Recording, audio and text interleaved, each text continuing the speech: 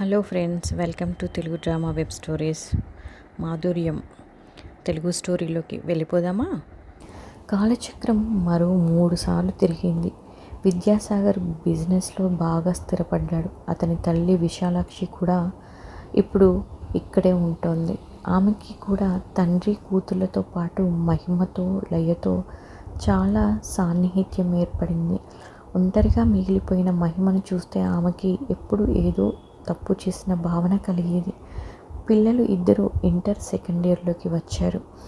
శృతి, మధుమితలతో వాళ్ళ స్నేహం కొనసాగుతూనే ఉంది.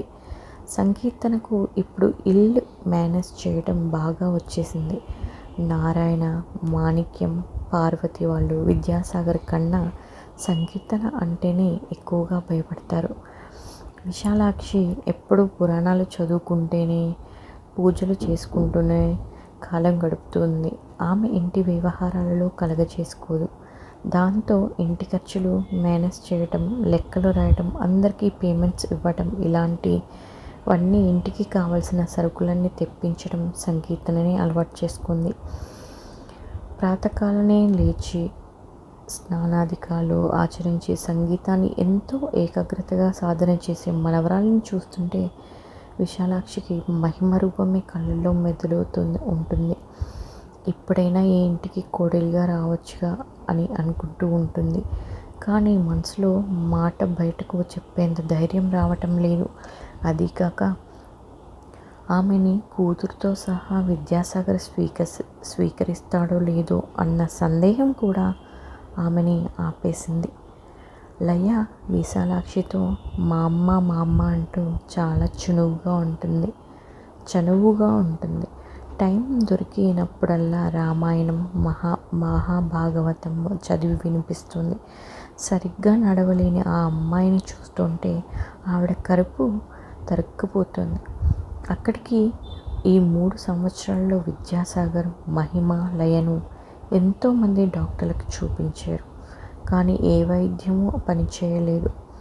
విద్యాసాగర్కి ఈ మధ్య మనసు ఏమీ బాగుండటం లేదు. బిజినెస్ బాగుంది.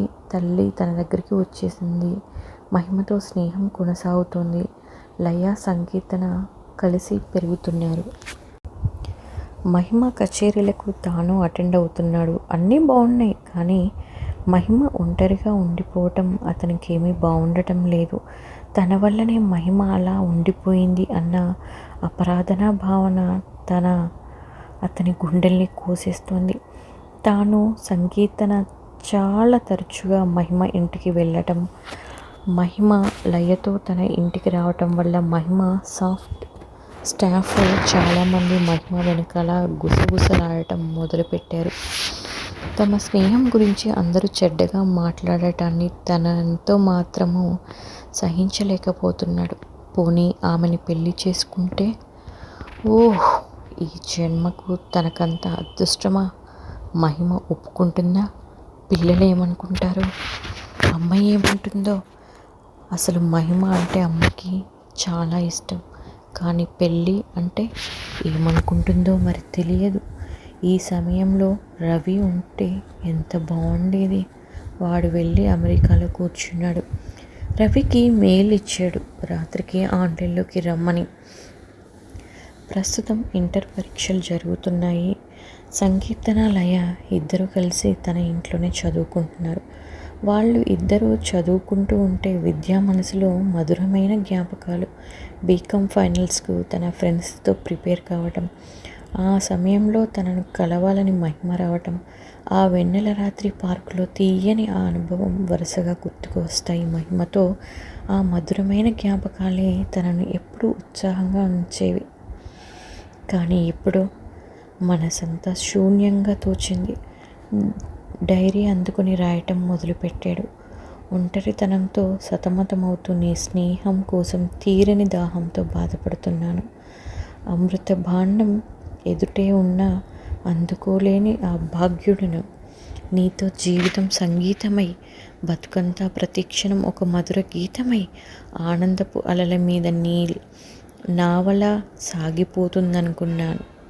నీ పాదాలు కందిపోకుండా మల్లెలు పరవాలని, నా అరచేతిలో పసిపాపలా నిన్ను లాలించాలని, నీ ఒడిలో తల ఉంచి నీ గానామృతాన్ని గ్రోలాలని ఎన్ని కలలు కన్నాను.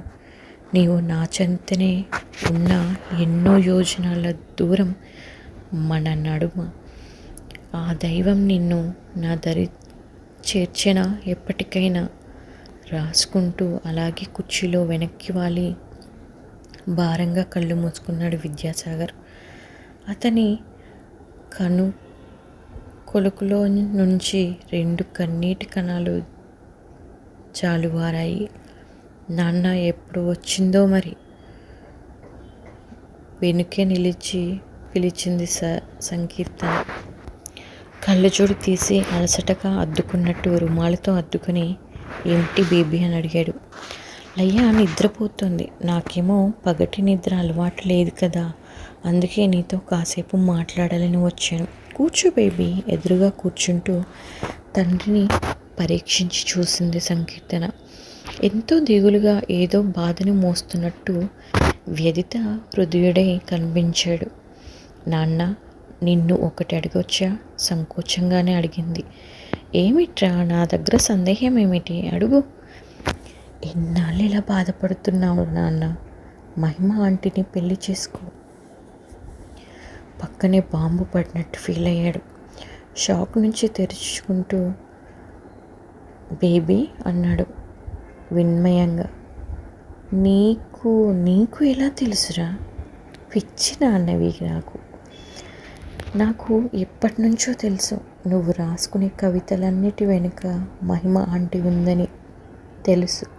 ఇప్పుడు రాసుకునే ఈ కవిత కూడా ఆమె గురించే అని తెలుసు.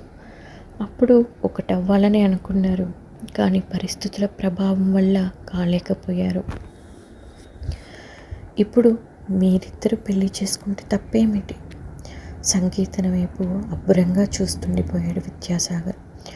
తన భుజాల వరకు వచ్చిన తన పాప తనకన్నా మానసికంగా ఎంతో ఎదిగిపోయినట్టు అనిపించింది తనకి. ఇంకా ఏమిటి నాన్న సందేహం? అమ్మకు అన్యాయం చేసినట్టు అవుతుందేమో అని ఫీల్ అవుతున్నావా? తను నిన్ను ఎంతగానో ప్రేమించింది నాన్న. నువ్వు మహిమాంటిని చేసుకుంటే ఆమె ఆత్మ ఎంతో సంతోషిస్తుందే తప్ప బాధపడదు. నీ సుఖమే తాను ఎప్పుడు కోరుకునేది. తన వల్ల నీ జీవితం పాడైపోయిందని ఎప్పుడు బాధపడుతూ ఉండేది. చిన్న పిల్లను కనుక అప్పుడు తన బాధ అర్థం కాలేదు. ఇప్పుడు నీ బాధ చూస్తూ కూడా నేను మౌనంగా ఉండిపోతే అర్థం లేదు.